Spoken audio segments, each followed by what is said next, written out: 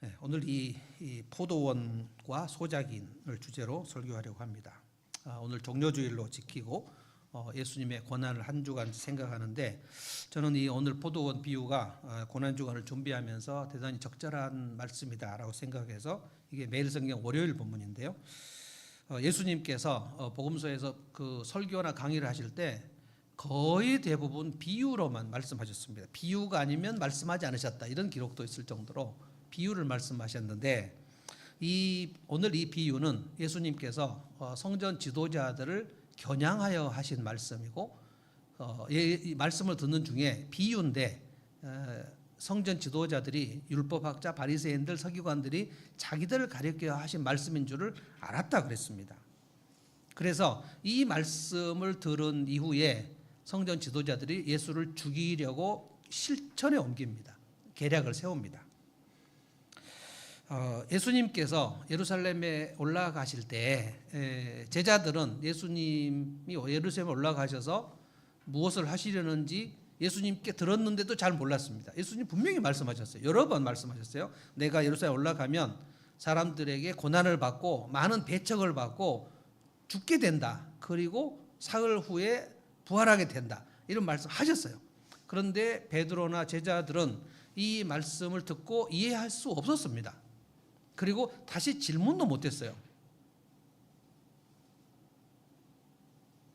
그들은 확신하고 있었던 게 뭐냐면, 예수님이 예루살렘을 올라가시면 반드시 왕이 되실 것이고 우리는 높은 자리 차지할 것이다, 이 생각하고 있었습니다. 그래서 예수님이 목요일 저녁, 이번 주 목요일 저녁이 그 성만찬 하시던 저녁이고, 그리고 겟세마네 동산에 올라가셔서 기도하시고 목요일 저녁에 잡히시던 그 시간인데, 그 성만찬을 하시던 그 6월절 만찬 때에 제자들끼리 따로 모여가지고 예수님 왕 되시면 우리 중에 누가 수석이 될 것이냐, 이거 갖고 격렬한 토론을 했습니다.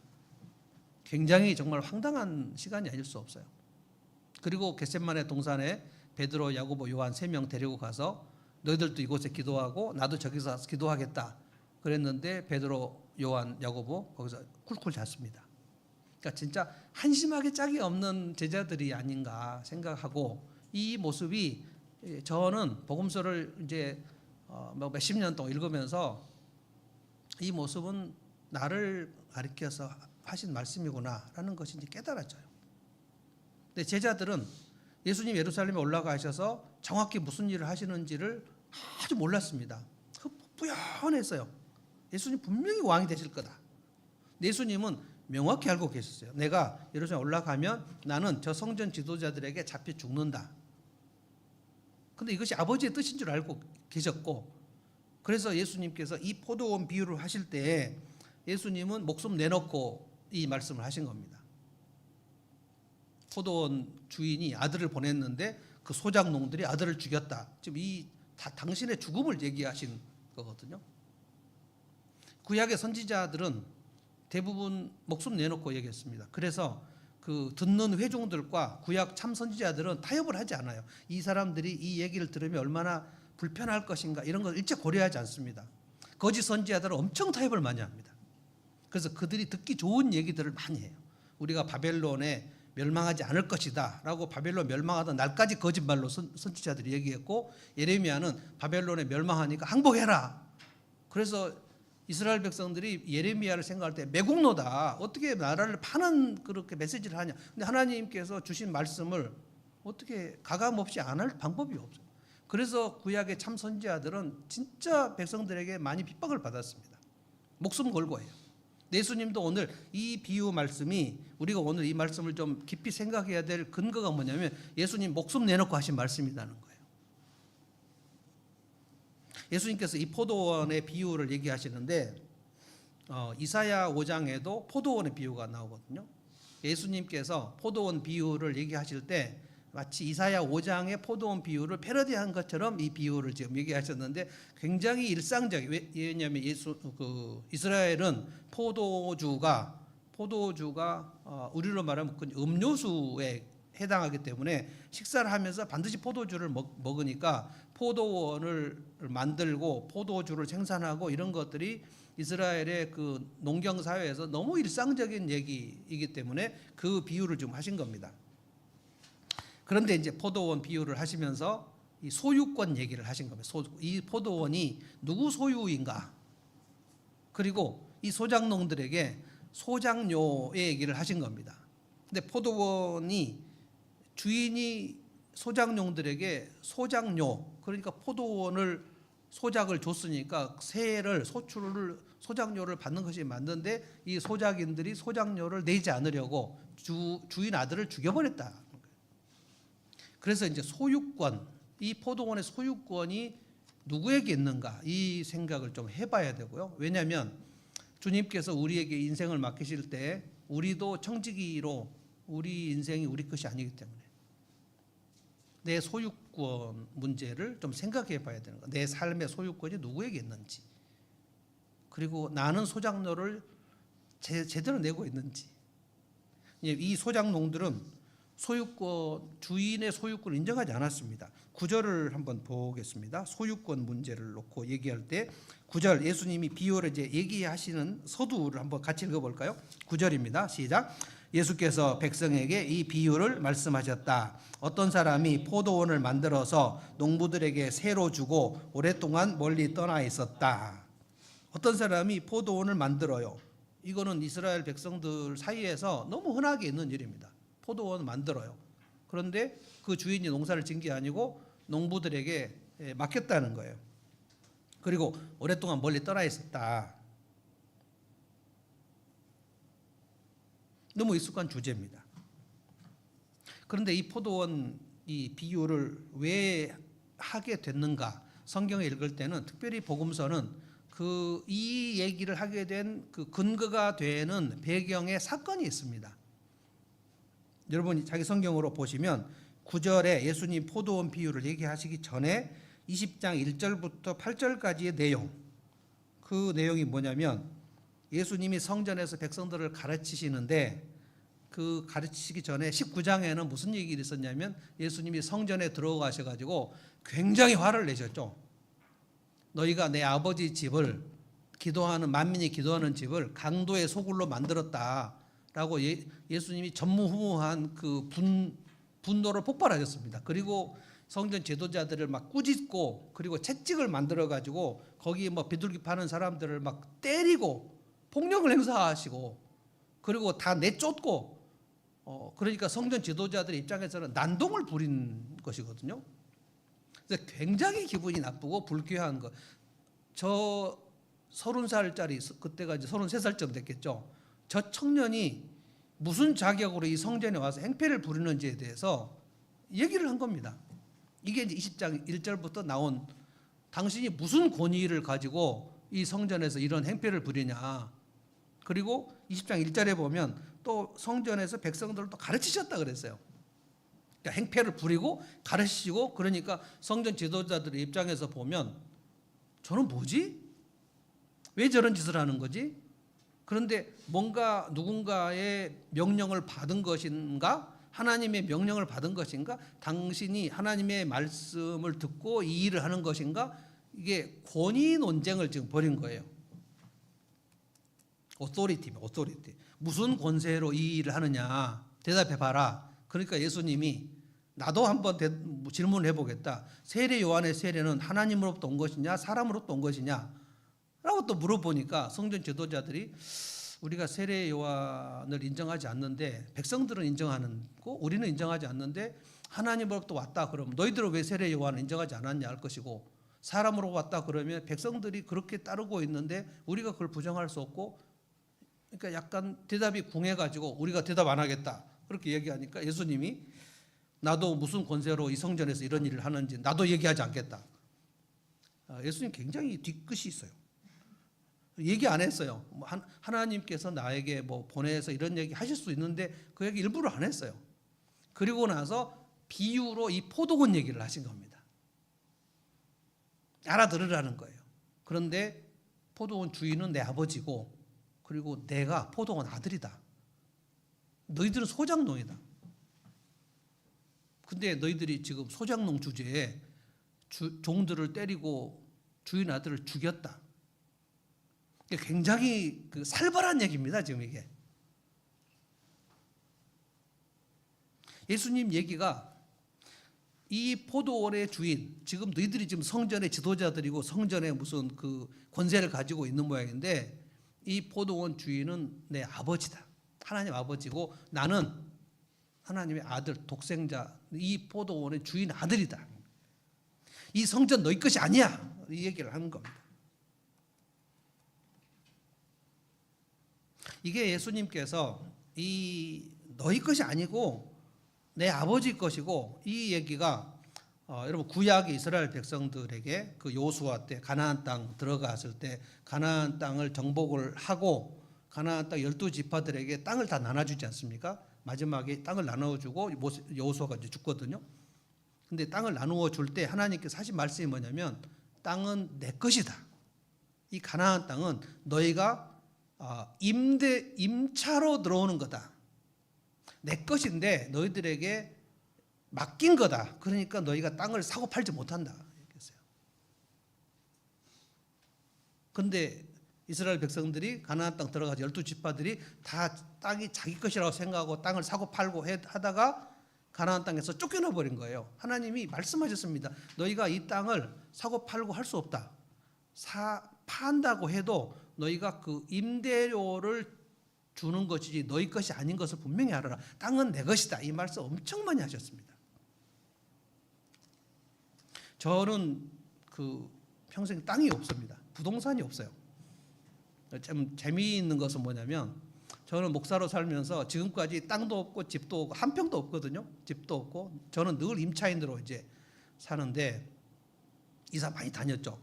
근데 지금 이제 LH 다니니까 이사는 안 해서 진짜 좋은데, 그 전에는 2년마다 계속 이사 다녔어요. 근데 하나님께서 이 땅이 없고 집이 없는 저에게 하늘문 교회는 처음부터 월세를 한 번도 안 내게 하셨어요. 좀 놀랍지 않습니까? 이제 6층부터 다니셨던 분들은 기억하시죠? 그게 원래는 이제 송파교회 명의였지만 나중에 하늘문교회 명의로 변경을 해서 우리는 그러니까 예배당 월세를 한 달도 안 냈습니다. 굉장히 놀라워요. 그러니까 저는 하늘문교회 목사로서 그 예배당 월세는 단 한 번도 안 내게 하나님 하셨고, 그리고 저 개인적으로는 맨날 월세를 내게 하셨고, 임대인과 임차인이 있죠. 우리 법무하시는 집사님도 있지만 건물주가 있고, 건물주가 임대인이죠. 임대인. 그리고 세를 들어서 하는 사람은 임차인이라고 하죠. 임차인은 세를 들어서 하면 매월 월세를 내는 게 맞습니다. 그런데 지금 예수님 얘기가 뭐냐면, 너희가 이 포도원의 임차인 주제에 어떻게 너희가 그것을 가로채려고 지금 생각하냐. 10절을 보십시오. 진짜 황당한 얘기입니다. 이게 포도를 거둘 때가 되어서 포도원 주인은 포도원 소출 가운데 얼마를 소장료로 받아오게 하려고 종 하나를 농부들에게 보냈다. 이 농부들이 소작인들이거든요. 그런데 농부들은 그 종을 때리고 빈손으로 돌려보냈다. 두 번째 종도 그랬다. 세 번째 종도 그랬다. 이거예요. 소작인들이 주인이 보낸 종을 욕보이고 때리고 돌려보내요. 그러니까 이 소작인들의 그 마음 속에는 뭐냐면, 이 포도원 우리가 차지하겠다는 거예요. 이것이 타락한 인간들이 창조 하나님을 인정하지 않는 기본적 태도입니다. 타락해서 하나님을 떠난 사람들은, 예수를 믿지 않는 사람들은 100% 내 인생은 내 것이라고 생각하거든요. 또 우리가 예수를 믿는다는 것은 예수님을 우리가 구주라고 하고 주님이라고 하죠. 구주라는 건 세이비어, 나를 구원하셨다, 나를 건지셨다는 거지만, 나를 건지신 주님만 있는 게 아니고 구세주만 있는 게 아니고 나의 주님, 이거는 my Lord. 주님이라는 것은 내 있는 것의 소유권은 다 당신에게 있다. 주권, 예수님의 주권을 인정하는, 이게 이제 예수님을 믿는 것의 핵심입니다. 그러니까 예수 믿기 전에는 내 삶의 소유권이 내게 있다고 착각한 거고, 예수를 믿는 것은 내 삶의 모든 소유권이 주님께 있구나. 그래서 우리가 주님이라고 부르는 겁니다. 그러면 나는 서번트, 나는 종이고, 하나님, 예수님, 성령님, 이분들이 내 주님이라는 거예요. 이게 주권의식입니다. 근데 이 지금 소작농들은 그 소유권이 자기들에게 있다고 생각하는 거예요. 그리고 뺏으려고 하는 거예요. 이거는 거의 선전포고에 해당됩니다. 구약 역사에서 포도원 주인은 하나님이시고 포도원 주인이 종들을 계속 보냈다. 이 종들을 보냈다는 것이 구약의 선지자 예수님이 포도원 비유에서 구약 역사를 다 총망라해서 얘기하신 거예요. 선지자들을 보냈다는 거예요. 회개하고 그리고 가나안 땅이 너희 것이 아니니까 그래서 7년마다 한 번씩 땅을 쉬게 하고 그리고 종들을 풀어주고 7년이 7번 되면 그걸 뭐라고 해요? 무슨 년이라 그래요? 무슨 년? 그 안식년을 7번 더해서 49년이 되면 그걸 희년이라 그래요. 희년, 주빌리.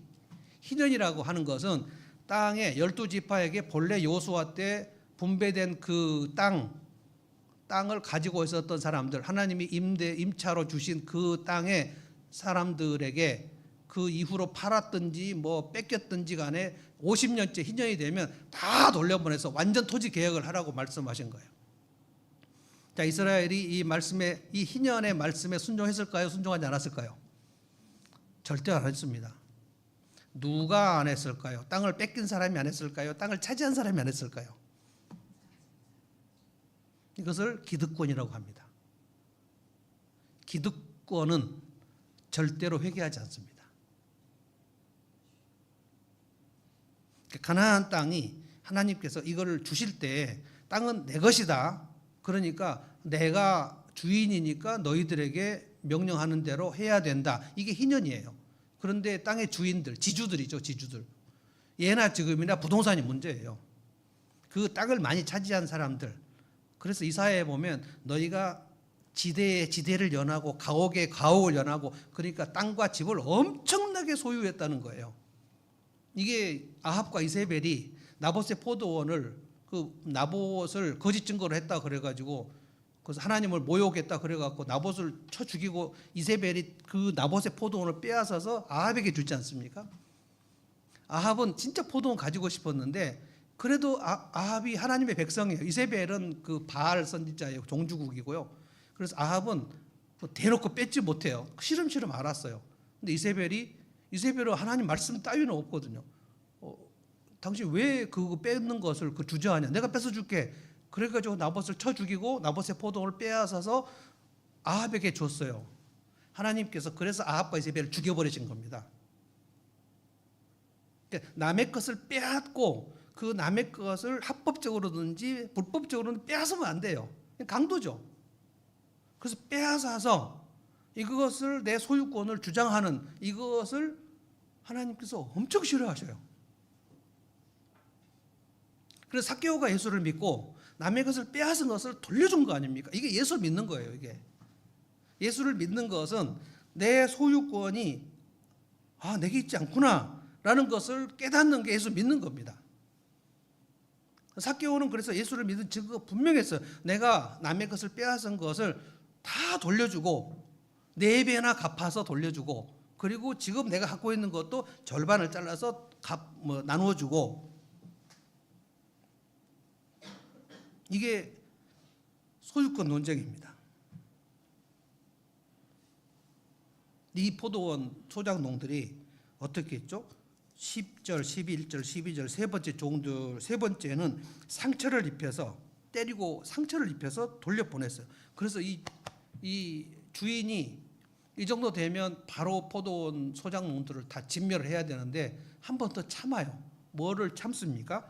13절 다 같이 한번 읽어볼까요? 이게 이제 포도원 주인이 엄청 참은 겁니다. 다 읽어봅니다. 시작.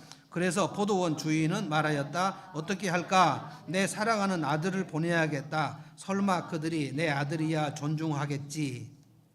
이게 예수님 독생자를 이 땅에 보내신 것.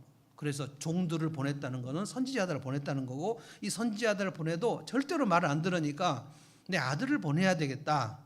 그게 예수님께서 이 땅에 지금 내려오셔서 성탄절 우리가 예수 기쁘다 구주 오셨네 한 게 성육신이고 하나님이 사람이 돼서 점이 돼서 마리아의 몸속에 들어가서 이 놀랍고 신비한 일들이 이루어졌고 우리는 이런 것들을 믿는 사람들이에요. 믿지 않는 사람들은 있을 수 없는 일이죠.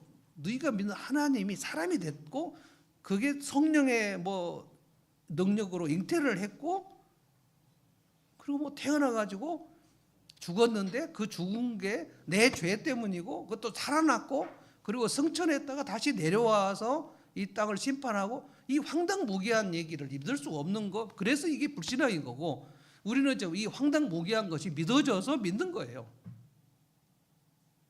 그래서 여러분과 제가 이것이 믿어진 게 진짜 신기한 일이에요. 어떻게 이게 믿어졌는가 하는 거예요. 하나님께서 은혜를 주셔야지 그 사람에게 믿음이 생겨요. 우리가 이 사람은 진짜 좀 착하고 참 법 없어도 살 것 같고 그리고 예의도 바르고 경우도 바르니까 이 사람 전도하면 믿을 것이다. 절대 안 믿는 사람이 있습니다.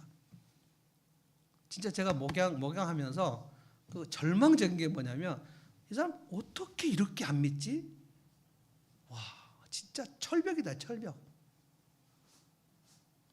그리고 이제 우리 성도들 볼 때 이분들 어떻게 믿었지? 믿은 것도 놀랍고 안 믿는 것도 놀랍고 진짜 놀라운 겁니다. 저는 가면 갈수록 제가 믿은 게 신기해요. 어떻게 믿게 됐을까? 지금 믿어지거든요. 예수님의 십자가를 생각하면 울컥하고 그래. 어떻게 내가 믿게 됐지? 어떻게 내가 목사가 됐지? 어떻게 내가 하나님 말씀을 이렇게 진심으로 선포를 하게 됐지? 예배를 드릴 때 예배 드리기 전에 앉아서 기도를 할 때 어떻게 내가 하나님께 예배를 드릴 수 있는 사람이 됐지? 신기한 겁니다. 성령께서 우리 안에 들어오시지 않으면 이 말씀이 깨달아지지가 않아요. 다 거짓말 같아요. 구라. 완전 뻥 같아요. 그래서 믿지 않는 사람은 이걸 도저히 양심상 믿을 수 없는 겁니다. 어떻게 너희들은 그렇게 유치한 2000년 전의 세계관, 고대인들의 세계관에서 형성된 이 책을 21세기에 이렇게 믿을 수가 있냐. 그래서 19세기에 그 목사들과 신학자들이 이 황당무계한 거 성경에서 빼고 이 현대인들이 믿을 만한 것으로 만들어서 이걸 역사적 예수라고 그럽니다. 예수와 그리스도를 분리해 버려요.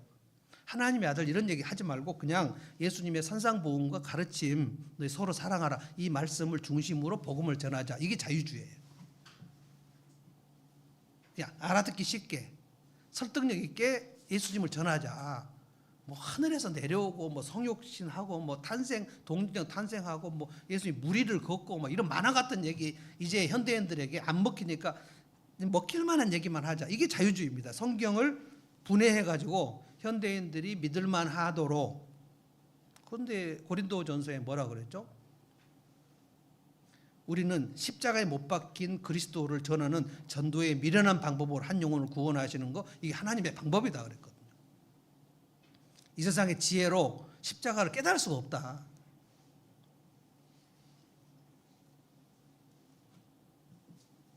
(14절) 그러나 농부들은 그를 보고서 서로 의논하며 말하였다. 자기들 의논했습니다.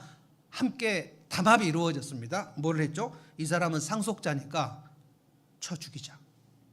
그리고 다음에 뭐죠? 그래서 그 유산 포도원이 우리 차지가 되게 하자. 이게 반역입니다. 마귀가 에덴 동산에서 아담과 하와에게 속삭인 게 이겁니다. 이 에덴 동산 너희가 차지해라.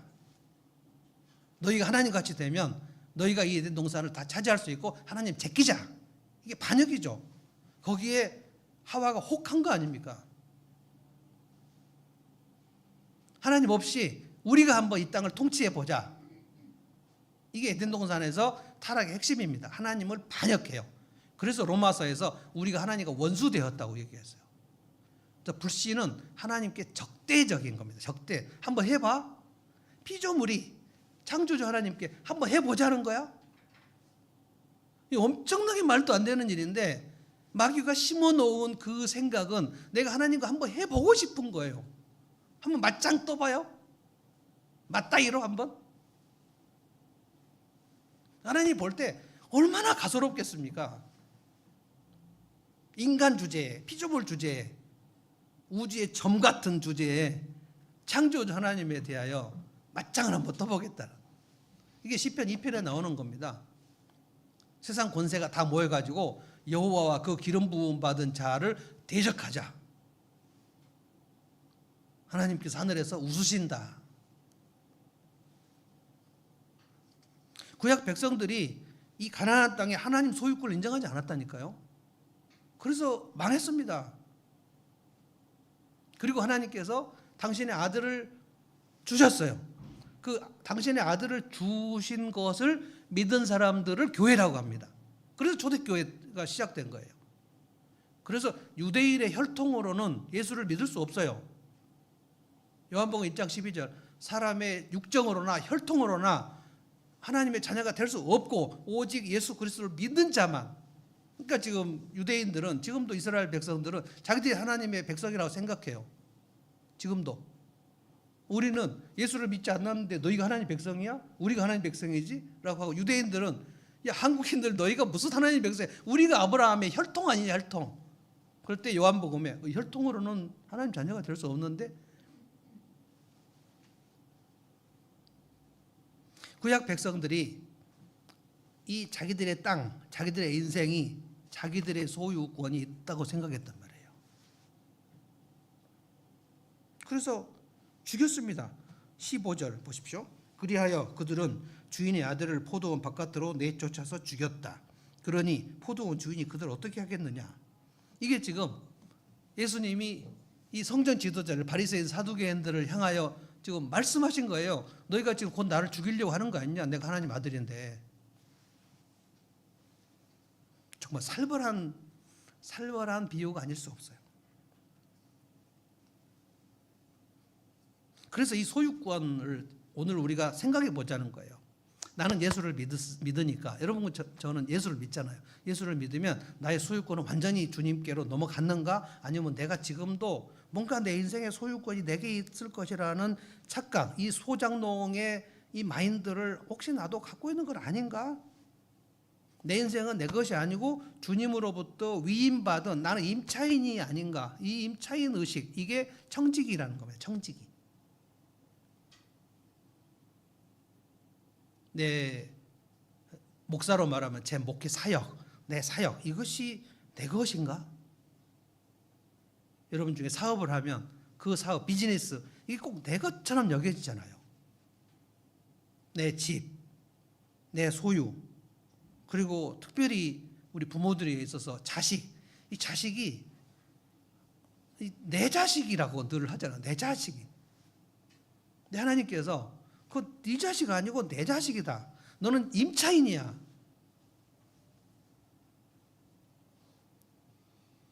몇 년 전에 우리 배혜진 한참 대학 졸업하지 못해가지고 여러분 우리 집에 와보시면 그 오른쪽 방이 배혜진 방이거든요.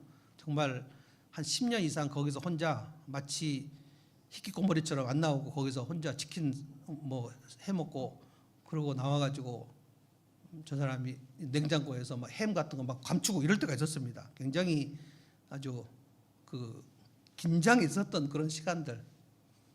그래서 도대체 이 아이가 어떻게 될까 하고 맨날 이제 기도하는데 어느 날 저 혜진이 엄마에게 하나님께서 혜진이 네 자식 아니다. 내 딸이야. 네가 왜 그렇게 안달하냐. 이 깨달음이 확 와가지고 이 소유권을 하나님께 이양해 드린 거예요. 하나님 맞습니다. 혜진이 내 딸 아니고 주님의 딸입니다. 주님이 알아서 하실 줄로 믿습니다. 그리고 염려가 사라졌어요. 그리고 지금 캐나다 갔죠. 뭐 거기는 이제 삶 공부는 없는데 성경 공부 있는 성경 통독이 있답니다. 또 대은이가 누나 같이 하자 그래가지고 성경 통독반 들어갔대요. 그리고 뭐 사모님이 인도하는 뭐 그룹 30대 그룹이 있대요. 거기 또 들어갔대요. 그래서 엊그저께는 사모님하고 둘이 한 3시간 동안 밥 먹으면서 얘기했다는 거예요. 배혜진이가 그런 사람이 아니거든요. 굉장히 그 뭐죠? 낯가림, 엄청난 낯가림. 근데 그것도 어떻게 해서 싹 없어졌는지 사모님 호출을 받고 그냥 가서 있었는 그런 건 아닌 것 같아요. 얘기 뭐 한 3시간 동안 사모님도 PK래요. 뭐 그런 얘기 했고 자기도 얘기했고 우리 아빠 엄마 얘기도 했고 그래서 3시간 동안 얘기했대요. 우리의 자녀들, 우리 부모들은 진짜 걱정이 많습니다. 어떻게 될 것인가. 근데 오늘 주님께서 하시는 말씀을 들으십시오. 그거 네 자식 아니다. 내 자식이다. 네 인생도 네 거 아니다. 내 거다. 그러니까 염려하지 마라. 네 사업, 소유권이 너한테 있다고 생각하지 마. 내가 알아서 한다. 그래서 먼저 그의 나라와 그 의를 구하라. 그러면 이 모든 것은 내가 다 알아서 한다. 그래서 염려하지 말라고 하는 거예요.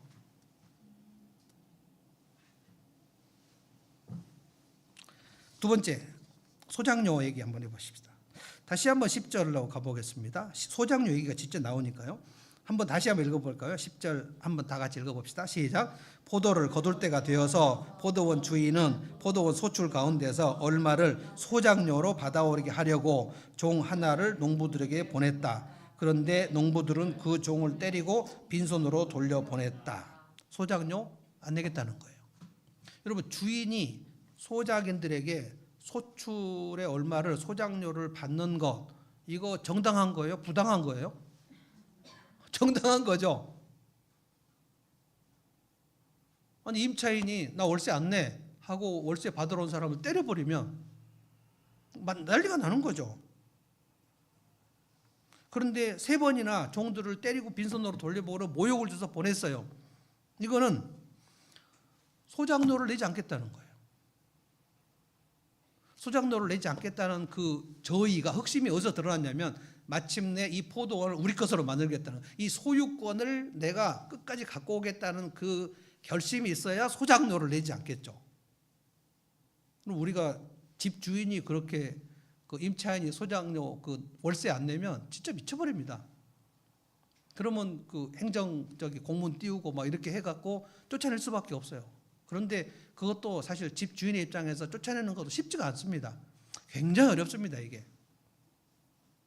그런데 이 소작인들이 주인의 종들에게 네가 무슨 권세로 소장료를 요구하니? 라고 물어보는 게 이게 말도 안 되는 거죠.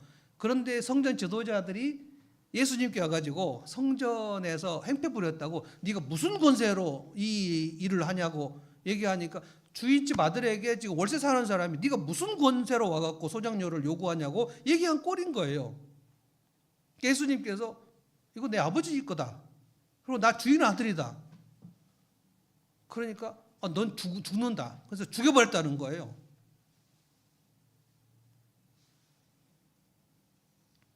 그러니까 소장료를 내지 않겠다. 소장료가 아깝다라는 것은 소유권에서 문제가 있는 거예요.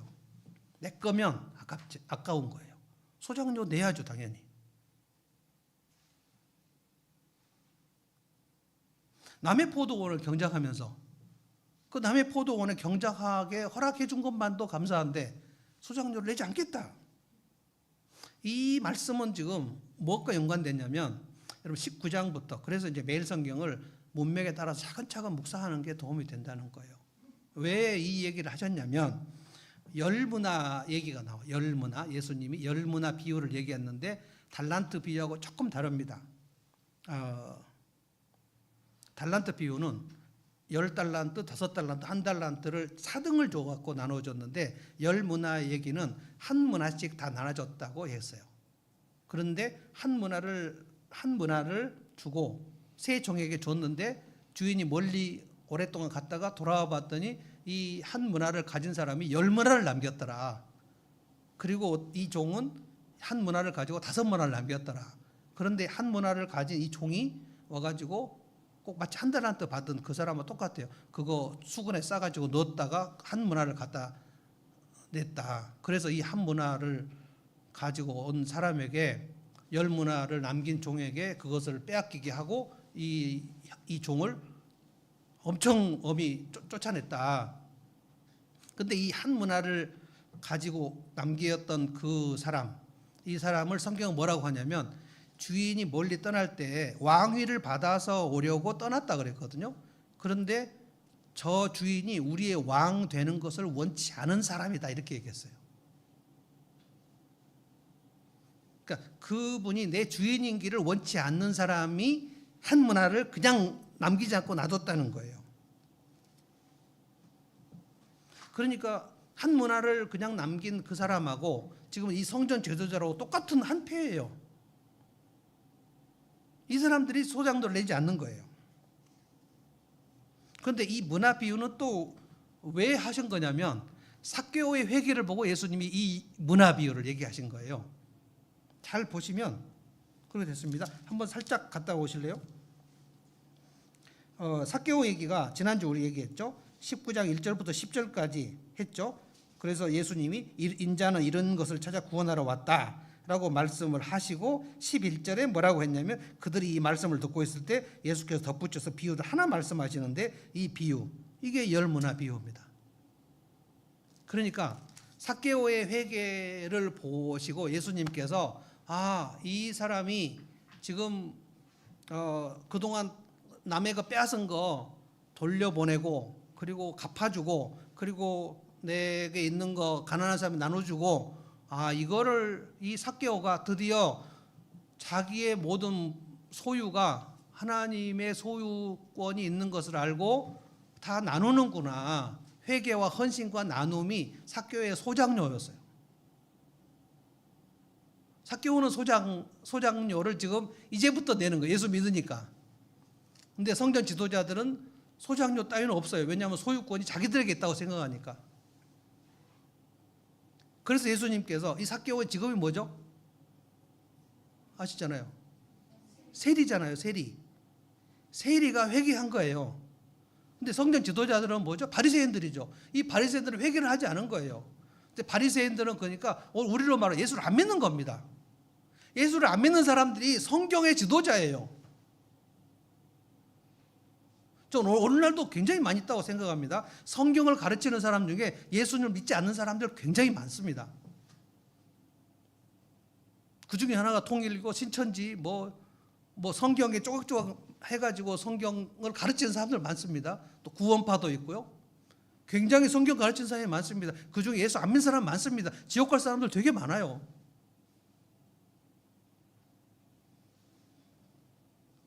그러니까 내 삶의 소유권이 하나님께 있고 내게 있지 않다고 생각하는 사람은 회개와 헌신과 나눔이 있는 거고요.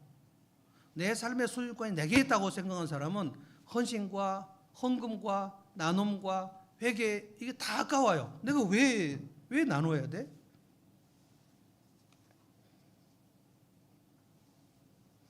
여러분 굉장히 이상한 얘기 하나 해드릴까요? 책을 우리가 서로 빌리지 않습니까?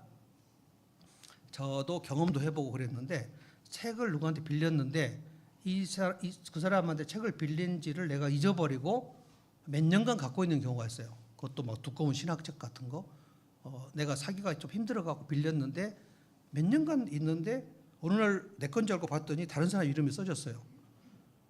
돌려줘야 되나? 아까워요. 돌려주는 게 아깝다고요. 왜냐면 내가 오랫동안 갖고 있었어요. 고민을 해요. 전화해가지고 아무개 목사님 목사님 책이 나한테 몇 년 동안 있었네요. 분명히 내가 빌렸겠죠. 훔치진 않았고. 근데 언제 빌렸는지 생각을 못 하겠어요. 근데 저는 책 사면 꼭 제 이름 쓰거든요. 근데 다른 사람 이름이 써요. 이거 내가 이만큼 두꺼운 건데 한 5만 원 정도. 돌려줘야 되나? 왜 이 생각이 들까요? 탐심이죠, 탐심.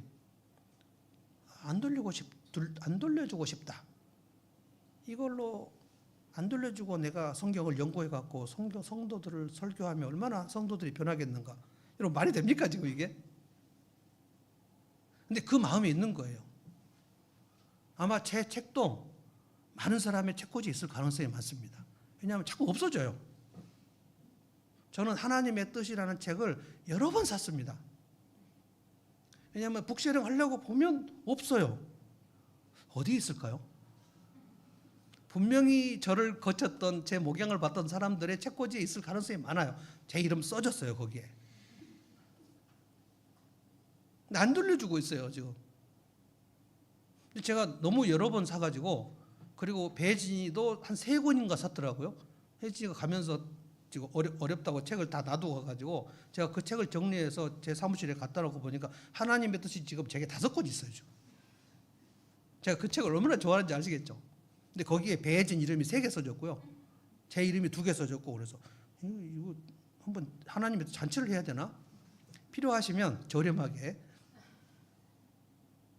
굉장히 이게 이상한 게 남의 것을 오랫동안 갖고 있으면 돌려주기 싫단 말이에요. 이게 인간입니다. 삭개오를 우리가 생각해 볼 때 진짜 예수 믿었구나. 예수 믿고 바로 예수 믿고 예수님께서 너 그 세리로서 남의 것 많이 가로챘지 않니? 이런 말 한 적이 없어요. 그냥 식사하다가 깨달아졌어요. 내가 예수를 믿었으면 내 소유권은 예수님에 있지, 예수님의 뜻에 따라서 나눠야 되지, 이런 생각이 자연히 들어버린 거예요. 제가 어젠가 그젠가 그 연예인들 나와서 그 토크하는 프로를 봤는데 아주 오래된 거예요. 지금이 아니에요. 근데 거기에 누가 나왔냐면 제가 좋아하는 션 정혜영 부부 있잖아요. 그 사람 지금 이번에 그 어린이들을 위한 암 센터 그동안 엄청 돈을 많이 모아가지고 어린이 무슨 그 어떤 뭐 혈액암 뭐 이런 거예요. 어린이들을 위한 병원을 건립했어요. 진짜 기부를 많이 한 사람이죠. 그 랩도 정말 잘하고. 근데 션이 나와가지고 그 크리스찬 뭐 방송이 아닌데 그 얘기를 하는 거예요. 그 나눔이 얼마나 지금 필요한 거냐면 하고 막 얘기를 하는데 여러분 알아요? 스윙스라는 친구, 랩 잘하는 친구 있죠. 그 스윙스가 난 반대다. 그러면서 션한테 얘기하냐면 내 돈 내 맘. 여러분 내 돈 내산 그 유명하잖아요. 내 돈으로 내가 산. 근데 내 돈 내 맘. 뭐 왜 지금 강요하냐는 거예요. 션 강요한 게 아니거든요. 자기가 그렇게 했다고 얘기하는데 기분이 나쁜 거예요. 내 돈으로 왜 그렇게 많은 어린이들을 도와야 되는지 자기 이유를 알 수 없는 거예요. 그래서 이러면서 내 돈 내 맘 어때? 뭐 그러니까 뭐 사람들이 와 맞다 하는 거예요. 근데 션이 뭐 이렇게 했더라고요. 뭐가 맞습니까? 션과 스윙스. 아마 내가 볼 때 스윙스는 크리스찬이 아닌 것 같습니다. 크리스찬인데 그랬다면 그 교회가 좀 문제가 있는 거고. 근데 크리스찬이 아닌데 션 형님 뭐 그렇게 해요? 그러면 나도 한번 1,000만 원 내 이런 생각이 안 드는 게 당연하겠죠. 대한민국은 그게 좀 그렇게 익숙하지 않아요. 미국은 기부가 굉장히 미국의 크리스찬들, 영국의 크리스찬들은 이 기부를 체리티라 그래서 기부에 대해서 굉장히 그 생활화돼 있어요. 미국의 크리스찬들 오늘 또 우리 그 파격적인 주장할 때 보면 엄청 많이 나오는데 한국은 약간 그 기부라는 게 왜 내 걸 내야 돼? 약간 억울해하는 그런 경향들이 있는 것 같아요. 근데 우리는 이제 크리스찬들이니까 삭개오의 그 기부 또는 나눔 그리고 헌신, 회개 이게 다 소장료라는 소장료. 삭개오가 가난한 사람들을 위해서 자기 물질을 푸는 이거를 시혜라고 생각하시면 안 됩니다. 내가 그동안 집세 못 낸 거 지금 다 밀린 월세 내는 거예요, 지금. 그래서 헌신과 또는 헌금과 나눔과 이 모든 것들은 우리가 소유권이 주님께 있다는 것을 알고 임차인이 내는 소장료입니다. 소장료. 그래서 이 예수님을 믿었던 초대교회 성도들은 여러분 사도행전 2장과 4장 보면 아무도 자기 것을 자기 것이라 주장하는 자가 없었다. 내 돈 내 맘 아니었어요 그때. 그래서 누굽니까? 바나바가 자기 밭을 팔아서 사도들의 발 앞에 놓고 그러니까 그것 보고 아나니아 삽비라가 와 바나바 엄청 인정받네.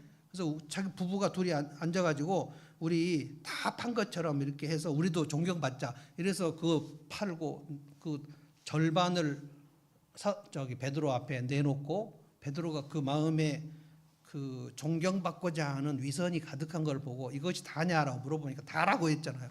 그래서 아나니아 삽비라 그냥 거기서 죽었습니다. 초대교회는 그래서 가난한 사람들에게 가장 따뜻한 교회였어요. 그래서 전도가 되어버린 거예요. 약한 자들이 교회를 보면서 와, 저희가 우리 피난처고 살 길이다 하고 와버리는 거예요. 특별히 노예들이 엄청 와버렸습니다.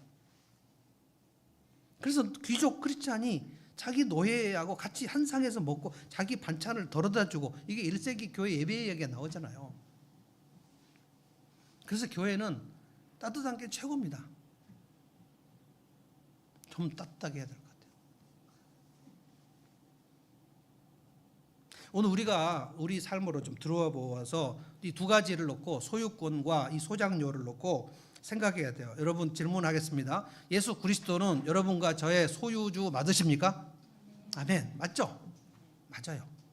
그러니까 내 건강이나 내 인생이나 내 사업이나 사역이나 내 자식이나 내 물질이나 여기에 대해서 항상 주님, 이거는 주님 것 맞습니다 하고 매번 고백하는, 이게 예배 때 맨날 고백해요. 왜냐하면 한 주간 내내 다시 소유권이 내게 있는 것처럼 자꾸 착각을 하니까 다시 주님 앞에 올려드리는 이 고백이 날마다 필요한 거예요.